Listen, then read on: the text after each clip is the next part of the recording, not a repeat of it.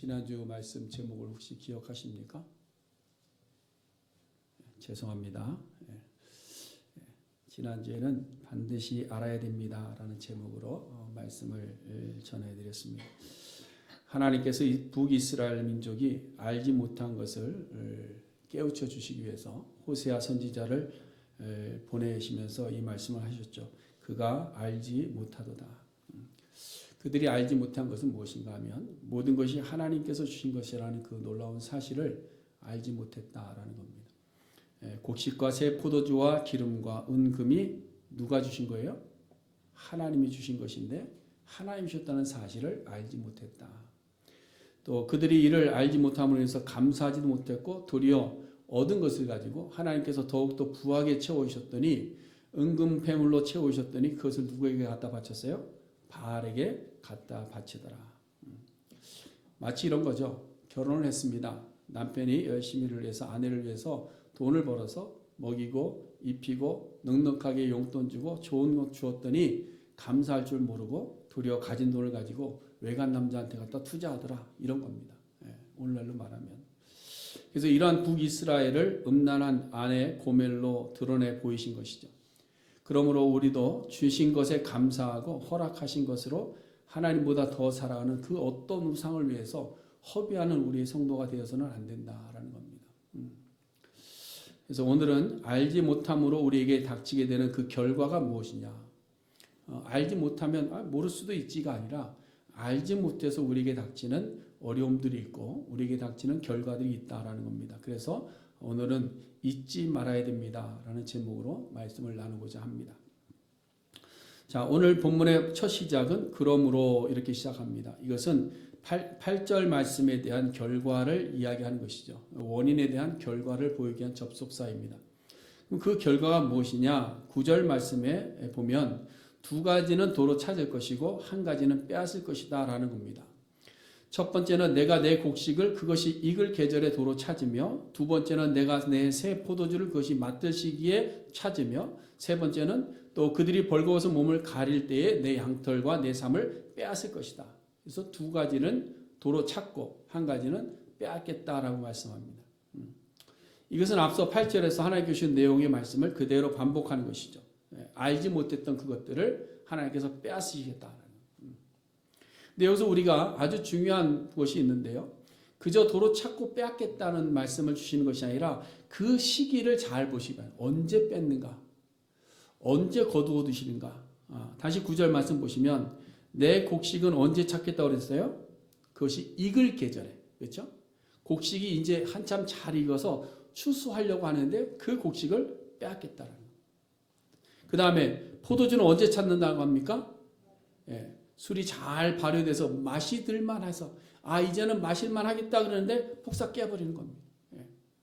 그 다음에 양털과 삶은 언제 빼앗겠다고 그랬어요?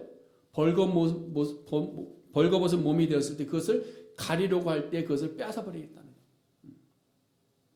이 말은 무엇을 우리에게 이야기하는가 하면 이스라엘 백성들이 알지 못했던 것이냐. 곡식 있고 포도주 있고 기름 있고 은금 있으면 다 풍요로운 줄 알고 이제 누리면 될 줄 아는데 그것을 하나님께서 우리가 알지 못하는 시기에 뺏어가기도 하신다는 거예요. 누가복음 12장에 보시면 한 부자의 비유가 나옵니다. 어느 한 부자가 1년 동안 열심히 일을 했습니다. 밭에서 소출을 많이 거뒀는데 풍년이었습니다. 다른 해보다 더 많이 거뒀어요. 그래서 이것이 보니까 그동안에 비축했던 그 곡간이 너무 작은 겁니다. 그래서 안 되겠다. 이것을 한 톨도 아낄 수 없으니까 내가 이 곡간을 더 크게 만들어야 되겠다. 그래서 곡간을 크게 새로 짓고 거기에다가 푸수한 모든 것들을 갖다 쌓아놓습니다. 그리고 나서 수확한 곡간을 쭉 바라보니까 마음이 흐뭇한 것이죠. 그래서 자, 이제 곡간이 가득하니 이제는 내가 여러 해 동안 아무 일 안 해도 내가 충분히 먹고 마실 수 있다. 그러니 평안히 쉬고 먹고 마시고 즐겨보자. 그리고 얘기를 하는 겁니다. 그 마음을 가지고 있을 때 하나님께서 이 부자에게 찾아오셔서 이야기합니다. 오늘 밤에 내 영혼을 도로 찾으리니 이는 너의 목숨을 거두리니 이거죠. 그러면 내가 준비한 이 모든 것들이 누구의 것이 되겠느냐. 이 비유의 말씀은 무엇을 경고하시는가 하면요. 자기를 위해서 재물을 쌓아두는 것에 대한 경고이고요. 하나님의 때를 알지 못하는 것에 대한 경고입니다. 누가복음 12장 21절에서 이렇게 이야기합니다. 자기를 위해 재물을 쌓아두고 하나님께 대하여 부유하지 못한 자가 이와 같게 될 것이다. 자기를 위해서 재물은 많이 쌓아놓았는데 하나님 앞에는 쌓아놓은 것이 없을 때 하나님 앞에 순식간에 그 모든 것을 빼앗아가 버린다. 여러분, 이스라엘 민족의 타락과 음란이 다 무엇 때문에 비롯됐는가 하면요, 바알을 만들고 은금을 가져다 바치면서 제사한 이유가 어디에 있는가 하면 자기를 위해서 재물을 쌓아두기 위함입니다. 자기의 평안과 자기의 먹고 마심과 자기의 쾌락과 자기의 즐거움만을 위해서 쌓아놓기 위해서 은금을 가지고 바알에 갖다 바치면 그 바알이 나에게 모든 것을 가져다 줄 줄 아는 겁니다. 그래서 이제는 곡식이 무르익어 갈 때에 이것을 바라보면서 스스로 만족하려고 할 때에 하나님께서 내가 도로 찾으시겠다. 새 포도주가 잘 익어서 이제 먹고 마시면 좀 쾌락을 즐기며 친구들한테 놀아봐야 되겠다 그러는데 내가 그것을 도로 찾아겠다. 여러분, 우리는 이러한 사례들을 사실 많이 봅니다. 우리 주변에도 예수 믿지 않은 사람도 마찬가지지만 자기 육체만 위해서 죽으라고 일을 했는데 이제 되었다 싶어서 먹고 마시고 즐기려고 했더니 뭐예요? 주변에 함께 놀아줄 친구가 하나도 없는 겁니다. 건강을 다 잃어버리고 도리어 혼자서 독거노인처럼 지내는 거예요. 고통합니다. 그런 현실 앞에서 늘 땅을 치며 후회하고 돌아보는 것이죠. 내가 왜 그랬을까? 여러분, 우리는 앞일을 알 수 없는 한계라는 것을 가지고 있습니다. 그렇죠? 여러분, 우리는 한계가 있어요. 근데 많은 사람들이 이 한계를 인정하지 않습니다. 나에게는 한계가 없다라고 생각합니다. 근데 우리는 다 한계가 있는 유한한 존재들. 여러분, 우리가 한계를 인정하지 못하면 하나님 찾지 않습니다. 그렇죠? 내가 한계가 있고 내가 연약함이 있고 부족함이 있고 약함이 있다는 것을 인정하지 않으면 하나님이 필요하지 않는 겁니다. 나의 연약함을 인정하지 않으면 하나님 앞에 순종하는 삶을 선택하지 않습니다. 그러나 여러분, 우리의 목숨이 영원합니까? 영원하지 않아요. 우리에게 주어진 기회가 영원할까요? 그렇지 않습니다. 여러분, 우리가 예배하는 것이 매주 와서 드리다 보니까 뭐 다음 주에 드릴 수 있겠지. 그 다음 주에 또 드릴 수 있겠지. 누가 그것을 장담하겠습니까? 우리는 지금 당장은 아니라는 생각이 우리 머릿속에 너무 강하게 박혀 있습니다. 오늘은 아닐 거야. 나에게는 아닐 거야. 내일은 아닐 거야. 그래서 오늘을 사는 것처럼 내일도 다 살 수 있다고 생각하는 것이죠. 그래서 오늘 하지 못하면 내일 하지. 지금 내가 봉사하지 못하지만 나중에 시간 되면 하지. 그러나 그것은 어느 누구도 보장할 수 없더라라는 겁니다. 여러분, 이 땅을 사는 모든 피조물들은 어느 누구도 내일을 알 수 없는 한계를 가지고 있습니다. 그리고 그 한계는 절대로 우리가 극복해낼 수 없는 겁니다. 그래서 잠언의 지혜자가 이렇게 교훈합니다. 잠언 27장 1절에 너는 내일 일을 자랑하지 말아라. 하루 동안에 무슨 일이 일어나는지 내가 알 수 없습니다. 이 지혜자가 이야기하는 겁니다. 그래서 여러분, 믿음이라는 것은 믿음의 성장을 우리가 어떻게 알 수 있는가 하면 반응 속도를 보면 알 수 있습니다. 믿음이 견고하면 견고할수록 하나님의 말씀 앞에 순종하는 반응 속도가 굉장히 즉각적입니다. 하나님께서 말씀으로 아니면 성령께서 우리의 마음을 깨닫게 하실 때 그 반응의 속도가 즉각적인 사람이 있고요. 어떤 사람은 한번 덮어놓고 생각해보고 하는 사람이 있습니다. 아니면 생각하다가 잊어버리는 사람들이 있습니다. 이것이 믿음의 척도입니다. 우리가 이미 성경에서 믿음의 선진들이 보여준 것처럼 믿음이 자라가는 모습을 어떻게 아느냐? 처음에는 아니에요. 생각하는 사람인데, 계산하는 사람인데, 처음에는 여러 가지 따져보는데, 나중에 우리가 듣고 즉시 일어나, 아침에 일찍 일어나, 이런 표현으로 바뀌어버리는 것을 봅니다. 믿음의 척도가 그렇습니다. 우리의 한계를 알고 하나님의 존재를 인정할 때에 우리는 하나님 앞에 순종하는 자가 되고 믿음으로 살아가면 우리의 믿음의 반응 속도는 굉장히 빨라지는 겁니다. 사랑하는 성도 여러분, 우리에게는 오늘이 중요하고 지금이 중요합니다. 그렇죠? 오늘 이 시간 예배하는 자리가 중요하고 우리가 이 시간 하나님 앞에 경배하고 찬양하는 이 시간이 중요한 겁니다. 마태복음 6장에서 예수님께서 교훈하십니다. 너희는 먼저 그의 나라와 그의 의를 구하라 하시고 내일 일은 누가 염려한다? 내일이 염려할 것이다. 내일은 내일이 염려할 것이고 오늘은 내가 오늘을 살아가야 됩니다. 여러분 우리에게는 오늘이 있고 내일은 누구의 것입니까? 나의 것이 아니에요. 여러분 잘 생각하셔야 됩니다. 내일은 나의 것이 아닙니다. 하나님께서 허락해 주셔야 나의 것이 되는 거예요. 나의 것은 오늘이 나의 것이고 지금 시간이 나의 것이고 지금 우리가 가진 재물이나 우리의 삶이나 이거 모두 마찬가지입니다. 오늘 나에게 주어졌을 때에 하나님 나에게 맡기신 것이고 하나님께서 그것을 옮겨가시면 나의 것이 안 되는 겁니다. 내일은 나의 것이 아니에요. 그렇다면 오늘 우리에게 허락하신 것으로 우리는 어떻게 될까요? 감사해요. 오늘 우리에게 주신 기회를 어떻게 될까요? 붙잡아야 돼요.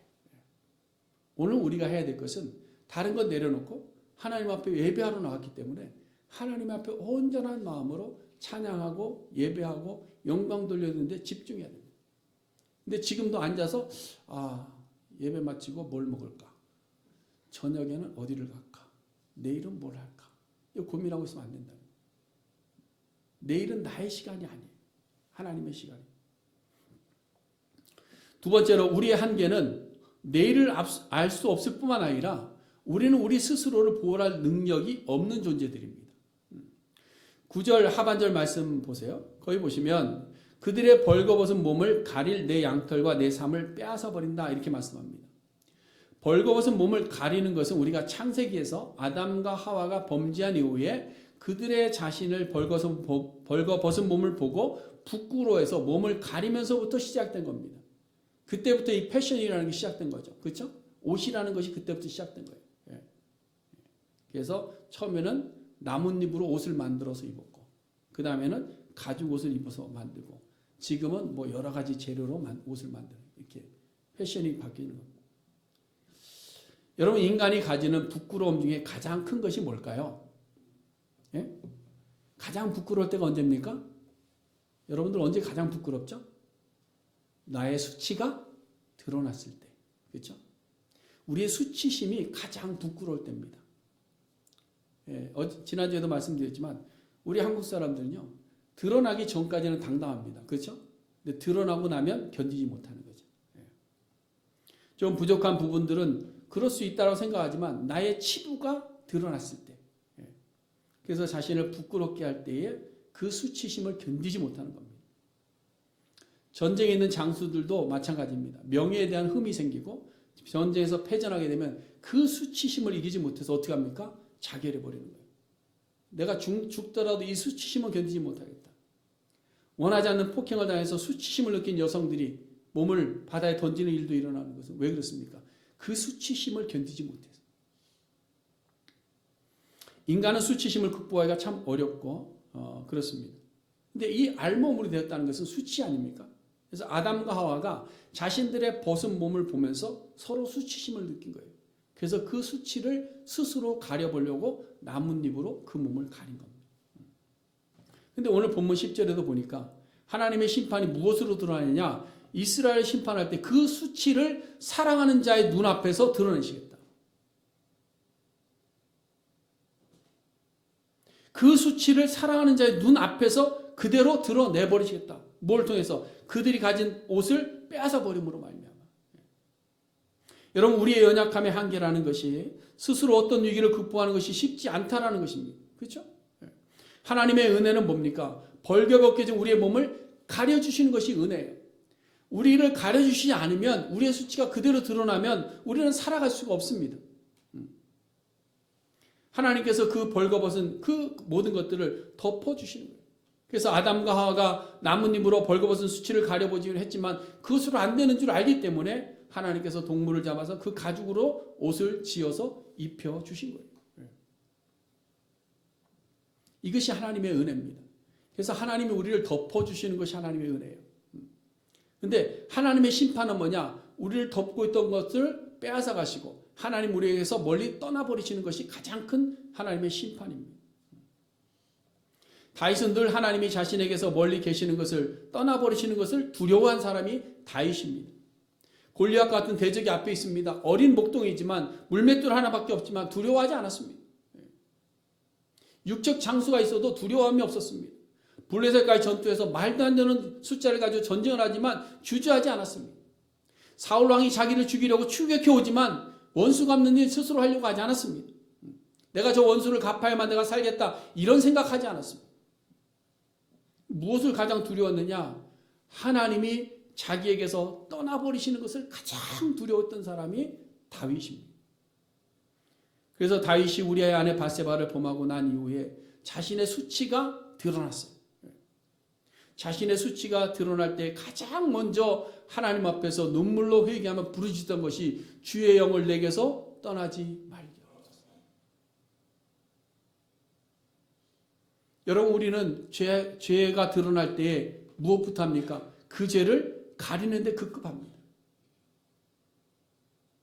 우리가 죄가 드러났을 때, 우리의 수치가 드러났을 때 하나님 앞에 무릎 꿇어서 하나님 이 죄로 인해서 하나님 내게서 멀리 떠나지 마시옵소서 기도하십니까? 여러분, 우리 인간의 수치스러움이 온 천하에 다 드러나 버린다고 한다면 우리는 이 땅에 살 수 없잖아요. 우리의 죄가 온 천하에 일일이 다 드러난다고 한번 생각해 보세요. 우리의 과거에 묻은 죄들이 다 한번 드러나, 아니 과거까지 갈 거 없고 우리 한 주간에 있었던 우리의 죄악된 모습들이 지금 이 시간에 스크린으로 다 보인다고 해보세요. 여기 앉아서 그것을 보고 있을 사람이 한 사람도 있겠는가? 근데 그것을 누가 덮어주셨느냐? 예수 그리스도의 보혈이 우리를 덮어주십니다.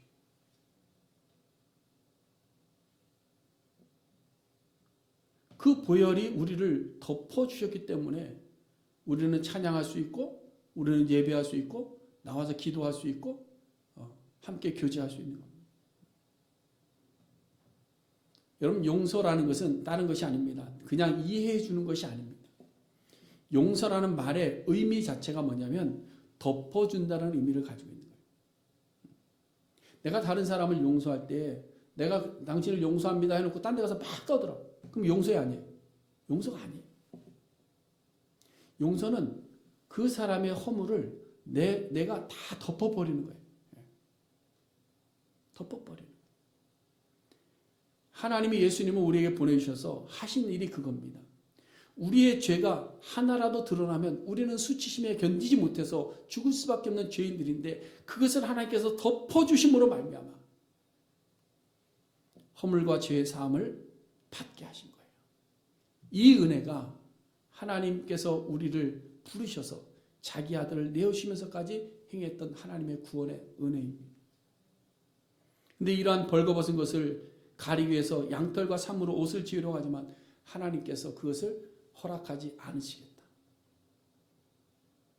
알지 못하고 하나님의 것인 줄 알지 못하고 교만히 살아가는 자들에게서 그것을 빼앗아 버리겠다. 그래서 하나님께서 호세아에게 둘째 딸을 낳았을 때 이름을 뭐라고 했어요? 로루하마. 그 뜻이 뭡니까? 내가 더 이상 긍휼히 여겨서 용서하지 않겠다. 덮어두지 않겠다. 벗겨버리겠다. 그 수치를 드러내겠다. 이 의미를 가지고 있는 겁니다.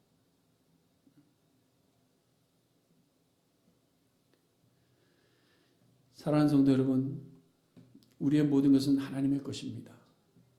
우리가 살아가는 것도 하나님의 은혜입니다. 우리가 지금 고개를 들고 예배할 수 있고 고개를 들고 사람을 대할 수 있는 것도 하나님께서 우리의 수치를 다 덮고 계시기 때문에 가능한 줄로 믿으시길 바랍니다. 그러므로 우리는 세상 앞에는 당당하지만 누구 앞에서는, 하나님 앞에서는 수치심과 부끄러움을 알아야 되는 거예요. 하나님이 우리를 다 덮고 계시기 때문에, 덮고 계시기 때문에 하나님 앞에서만큼은 우리가 부끄러워할 줄 알아야 돼요. 그것이 바로 여호와 경외입니다. 하나님의 구원과 은혜에 대해서 우리가 바로 알아야 되는 것이 뭐냐? 우리가 예수 그리스도의 피로 제사함 받고 구원받아 은혜 가운데 살 수 있는 것은 하나님 앞에서도 당당한 것이 아닙니다. 구원받은 성도가 구원을 이루어가는 좁은 길을 향하지 않으면서도 나는 괜찮아 하는 것은 하나님 앞에서 너무나 당당한 겁니다. 자신의 허물과 죄를 위해서 흘리신 예수 그리스도의 보혈을 너무나도 값싸게 생각하는 거예요. 하나님은 아들을 내주시면서까지 우리를 덮어주고 계시는데 우리는 그 하나님 앞에서 너무나도 당당한 것이죠. 여러분, 하나님의 은혜를 알고 하나님께 자기 아들을 십자가에 내어주시고 가죽 옷으로 우리를 덮어주신 사실을 아는 자들은 어떻게 살아가야 되느냐? 하나님을 더욱더 깊이 하려고 해요. 하나님을 깊이 하려고. 예수 그리스도를 닮아가야 돼요. 예수 닮기 원합니다. 예수 닮기 원합니다. 예수 닮기 원합니다. 아무리 찬양하면 예수를 닮은 모양이 눈꼽만큼도 없는데 우리 속에서. 우리가 새벽 기도하면서도 그 말씀을 함께 나눴는데 정말로 예수를 닮은 모습이 내 속에 있는가? 앞에서 찬양하고 예배할 때마다 십자가를 바라보면 부끄러워서 고개를 들 수가 없어요. 왜? 내 모습 속에서 예수님의 형상을 찾기가 너무 힘든 겁니다. 우리는 성령의 인도하심에 순종하고 살아가느냐? 하나님의 은혜를 알고 하나님께서 우리를 덮어주시는 이 사실을 알고 있는 자들은 하나님을 깊이 알고 예수를 닮아가고 성령의 인도하심에 순종하는 삶을 살아가게 될 줄로 믿습니다. 그래서 우리는 어떠한 삶의 환경이 변화한다 할지라도 잊지 말아야 되는 것이 있습니다. 그것이 뭐냐면 하나님의 사랑입니다. 이스라엘 민족을 향한 하나님의 진노와 심판이 임하게 된 이유가 첫 번째는 지난주에 말씀대로 알지 못했기 때문이고요. 두 번째는 잊어버렸기 때문이라고 오늘 본문에서 이야기합니다. 오늘 본문 11절부터 말씀 보시면 이스라엘 민족은 절기와 월삭과 안식일과 명절을 통해서 기억해야 되는 감사가 있는데 그 감사를 잊어버렸기 때문에 그 모든 절기를 폐하시겠다라고 말씀하는 거예요. 지난주에도 말씀을 드렸지만 절기라는 목적은요, 기억하게 하는 겁니다. 감사의 삶을 살게 하는 목적이 있는 겁니다. 여러분, 예배도 마찬가지입니다. 예배 나올 때, 내가 교회 가서 뭔가 예배를 통해서 뭔가 이렇게 은혜를 좀 받고, 교회 가서 예배하면서 좀 위로도 좀 받고, 내 마음 평안을 좀 얻어야 되겠다. 이게 아니고요. 한 주간 동안 하나님께서 나를 지키시고, 인도하시고, 보호하시고, 도우셨던 그 모든 감사의 제목들을 가지고 나와서 감사의 예배를 드리는 것이 예배의 본질입니다. 그래서 무릎 꿇는 거예요. 무릎 꿇는 거예요. 여러분, 오늘날 우리가 민도하면서도 감사하지 못하는 이유가 무엇인가 하면 지금 당장 눈앞에 보이는 어려움과 고난만 자꾸 바라보기 때문에 감사하지 못하는 거예요. 지금까지 지키시고 인도하셨던, 보호하셨던 그 하나님의 은혜를 기억하지 못하는 겁니다. 잊어버리는 거예요. 예수 그리스도의 은혜로 구원받은 사실에 대해서 확신하는 자들의 삶에는 그래서 뭐가 있느냐? 늘 입에서 뭐가 넘칠까요? 감사가 넘치는 거예요. 감사. 작은 어려움이 있어도 감사할 수 있습니다. 왜? 나는 이미 예수 그리스도로 말미암아 내가 구원받은 백성이기 때문에 감사한 거예요. 조금 부족할 수도 있어요. 다른 사람보다 좀 못 살 수도 있어요. 좀 연약할 수도 있고 달란트가 저 사람 잘하는데 난 못할 수도 있어요. 그럼에도 불구하고 하나님이 나를 구원하셨다는 그 놀라운 은혜만을 생각하면 우리는 감사하게 됩니다. 반대로 받은 은혜에 만족하지 못하는 자들은 어떤 삶을 살아가느냐? 모든 것이 불만이에요. 모든 것이 다 누구 때문이에요. 뭐가 안 되면 누구 탓, 뭐가 안 되면 누구 탓, 뭐가 안 되면 누구 탓. 자기 탓은 없어. 저도 이번에 한국 가서 그랬죠. 아버지 때문에 내가 이 고생하고 있다고. 다 탓하는 거예요. 남 탓하는 거예요. 남 탓. 받은 은혜를 알지 못하기 때문에, 받은 은혜를 기억하지 못하기 때문에, 잊어버리기 때문에 모든 불만이고 모든 것이 남 탓하는 겁니다. 사도 바울은 복음을 전하는 길에서 많은 어려움을 겪었습니다. 고난이 있었습니다. 고통이 있었습니다. 억울하게 누명을 썼습니다. 그럼에도 불구하고 사도 바울은 기뻐했습니다. 많은 성도들에게 기뻐해라. 내가 다시 말하노니 기뻐해라. 이 기뻐했다는 말이 뭐예요? 감사했다는 겁니다. 어떻게 사도 바울이 그것이 가능했을까요? 형장의 이슬로 사라져 가면서도 그는 감사했습니다. 어떻게 가능했을까요? 매를 맞으면서도 옥에 갇혀서도 감사했습니다. 어떻게 가능했을까요? 무엇 때문에? 하나님의 은혜를 기억하기 때문에. 여러분, 이스라엘 민족은 애굽에서 종되었을 때 그들을 자유케 하신 것들을 잊어버리는 겁니다. 절기를 주셔서 지키라 했는데도 그 절기를 지키면서도 감사하지 못하는 겁니다. 그래서 하나님께서 그것을 빼앗아 가시겠다 말씀하고 있습니다. 그 다음에 두 번째로는 하나님을 온전히 알지 못했기 때문입니다. 12절 말씀 보시면 포도나무와 무화과나무를 나를 사랑하는 자들이 내게 준 값이라 이렇게 이야기합니다. 이스라엘 백성들의 주된 농산물인 포도나무와 무화과의 풍성한 열매를 이야기하는 겁니다. 그 무화과와 풍성한 열매가 하나님이 주신 것이 아니라는 겁니다. 헛된 우상 바알이 우리에게 준 것이라는 겁니다. 뭔가 잘못 알고 있는 거예요. 뭔가 잘못 알고 있는 거예요. 이 세상의 천지 만물은 하나님께서 잠시 흔드시면 남아날 것이 있을까 없을까요? 없어요. 하나님이 조금만 이 지구를 흔들어 보세요. 그러면 우리가 살아남겠는가? 못 삽니다. 하나님께서 조금 행성의 위치를 좀 조정해 보세요. 거리만 좀 간격을 좀 좁혔어요. 우리가 살아갈 수 있습니까? 못 살아가요. 하나님께서 조금만 하늘문을 여시고 그 하늘에 있는 비들을 조금만 한 며칠만 더 내려도 우리는 어떻게 됩니까? 물속에 다 잠겨버리고 마는 거예요. 그래서 욥은 고백할 때 주시니도 여호와시요 취하시니도 여호와입니다. 왜 우리가 감사합니까? 주신 것은 내 노력의 결과가 아니라 하나님이 주셨다는 것을 알기 때문에 감사하는 거예요. 근데 그것을 알지 못하니까 무지하면서 이것은 세상이 나에게 준 것이라고 고백하는 겁니다. 이 말은 고멜이 다른 남자를 찾아갔는데 그 남자가 나에게 준 것이다 이렇게 얘기하는 거예요. 그러니까 화대로 주었다 이런 생각을 하고 있는 겁니다.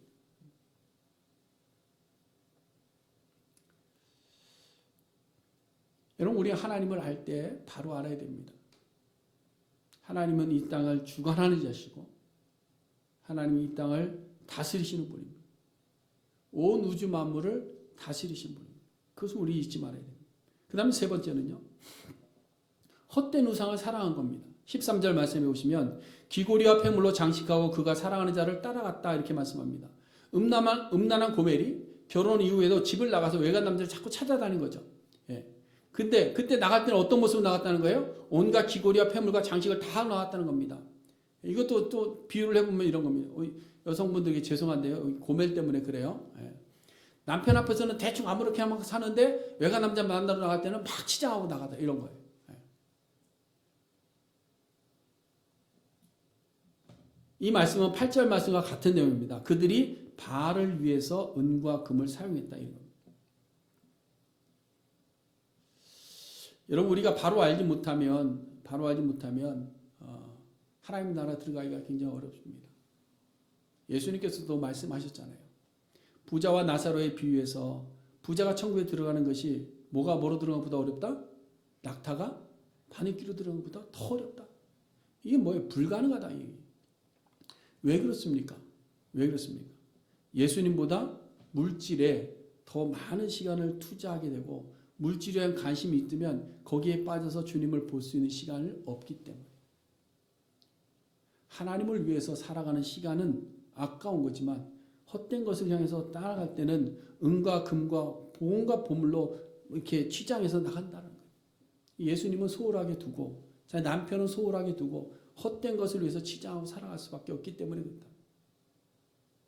또 종이 두 주인을 섬길 수 없다라고 말씀하셨습니다. 왜 그렇습니까? 사람의 마음이 한쪽으로 쏠리게 되어 있기 때문에 하나님과 재물을 겸해서 섬길 수 없다는 것을 경계하고 있는 겁니다.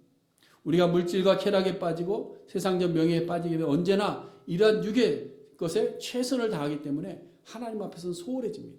기본적인 것만을 가지고 다 했다라고 생각합니다. 왜 그럴까요? 하나님에 대한 지식이 바로 되어 있지 않기 때문에 모든 것을 나에게 하나님께서 지금까지 나를 지키시고 인도하시고 이끌어 주셔서 이 자리까지 오게 하신 것을 잊어버렸기 때문에 우리는 잘못된 길을 걸어가는 거예요. 그래서 오늘 본문 13절 말씀 중간에 보시면 그가 사랑하는 자를 따라가서 나를 잊어버렸다 이렇게 이야기합니다. 우리의 육의 것을 따라가면 영의 것을 잊어버립니다. 이거는 분명합니다. 우리가 육의 쾌락을 따라가면 영의 기쁨은 잊어버리게 됩니다. 왜? 거기에 취해버리기 때문에. 여러분 우리는 망각하며 잊어버리는 존재들이죠. 그래서 하나님께서는 계명을 잊지 말라고 계명을 몸에다도 붙이고 집에다도 붙이라고 말씀합니다. 말씀을 날마다 묵상하라고 말씀합니다.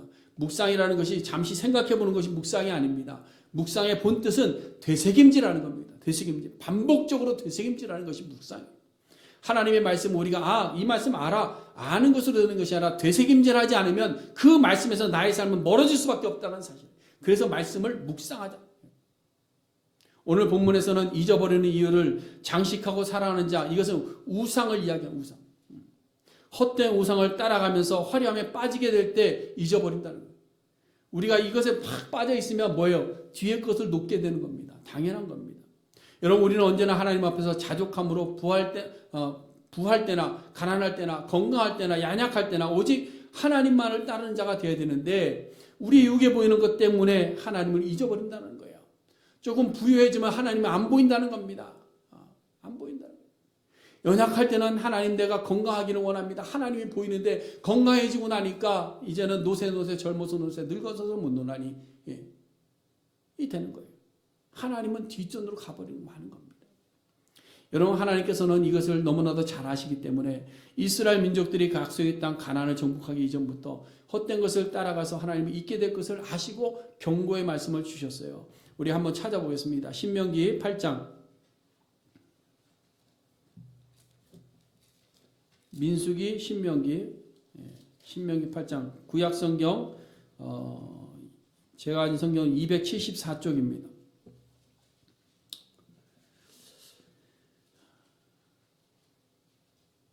자, 여기 잘 보시면요, 8장 1절부터 볼게요. 1절에 보면 너희가 그 땅을 차지할 것이라 이렇게 말씀합니다. 그 땅은 어디죠? 가나안 땅입니다. 약속의 땅 가나안 땅. 그 다음에 2절 말씀에 보시면 가장 먼저 하신 말씀이 뭐냐면 광야 길을 걷게 하신 것을 뭐하라? 기억하라.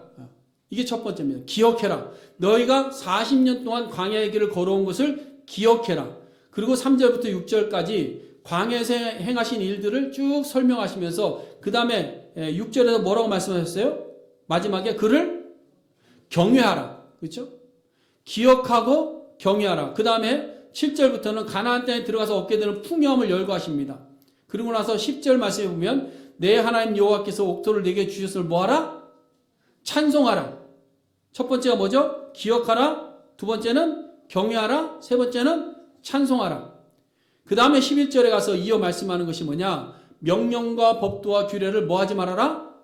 잊어버리지 말아라. 잊어버리지 말아라. 왜 이 말씀을 하셨느냐? 12절부터 보면 내가 번성하며 풍부하게 될 때에 내 마음이 교만하여 내 하나님 여호와를 뭐할까? 잊어버릴까 염려하노라. 자, 기억해야 되고 경외함으로 하나님을 찬양해야 되는데 우리는 뭐예요? 잊어버리는 거예요. 무엇 때문에? 번성함과 풍부함 때문에 잊어버리는 거예요. 이미 한번 몇 번 말씀을 드렸지만 인간의 타락이 언제 이루어지냐면요, 연약하고 힘들고 고통 속에 있을 때는 인간이 잘 타락하지 않습니다. 왜? 하나님을 찾아야 되고 누군가를 붙잡아야 되기 때문에 간절함이 있습니다. 근데 부유하면 어떻게 합니까? 타락하는 거예요. 그래서 마음이 가난한 자가 복이 있는 거예요. 여러분, 우리는 무언가를 잡았다 생각하고 이루었다 생각하면 누굴 잊어버리냐? 가장 먼저 하나님의 은혜를 잊어버리는 우리의 습성을 갖고 있어요. 왜 그런가? 오늘 본문에서 이야기하는 것처럼 그 우상과 세상의 헛된 것이 나에게 행복을 주고 나에게 쾌락을 준다고 생각하기 때문입니다. 근데 여러분, 그것은 진짜 행복일까요? 가짜 행복일까요? 가짜 행복입니다. 그래서 제 카톡에 보면 카톡 이렇게 프로필에 진짜 행복이라고 제가 써놨어요. 인간의 진짜 행복이 무엇일까? 세상의 귀고리와 폐물로 장식한다고 행복하냐? 그렇지 않습니다. 우리는 하나님 앞에서 말씀과 의와 선함으로 예배할 때에 참된 행복이 우리 속에 있는 줄로 믿습니다. 이 놀라운 은혜를 우리는 잊지 말아야 됩니다. 사랑하는 성도 여러분, 하나님을 잊어버리면 우리의 벌거벗은 것을 가려주실 분이 없습니다. 하나님을 잊어버리면 우리는 헛된 것을 위해서 우리의 삶을 허비해버리고 말 것입니다. 모든 것이 하나님의 것임을 알고 모든 것이 하나님으로부터 왔음을 고백하는 성도가 되어야 됩니다. 여러분, 우리가 무지하면 무엇을 만드느냐? 하나님에 대해서 무지할 때 우리는 우상을 만드는 겁니다. 우리가 하나님을 잊어버리면 우상 따라가는 겁니다. 그러므로 여호와를 아는 일에 힘쓰고 하나님의 구원과 은혜를 잊지 않고 기억함으로 여호와께로 돌아가는 우리 모두가 될 수 있기를 간절히 소원해 드립니다. 기도하겠습니다. 사랑 많으신 하나님,